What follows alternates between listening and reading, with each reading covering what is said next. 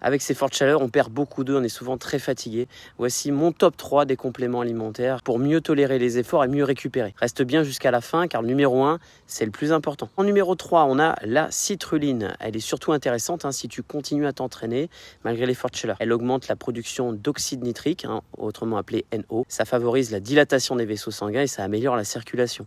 Un résultat, tu as une meilleure oxygénation des muscles et souvent un effort qui est mieux toléré. En prendre 6 à 8 grammes environ 1 heure avant ta séance. Le numéro 2, le magnésium évidemment, entre 300 et 400 mg par jour. C'est idéal sous la forme de bisglycinate, c'est la forme la plus biodisponible. Il faut savoir que le magnésium intervient dans plus de 300 réactions dans l'organisme, notamment la contraction musculaire, la production d'énergie ou encore le fonctionnement du système nerveux.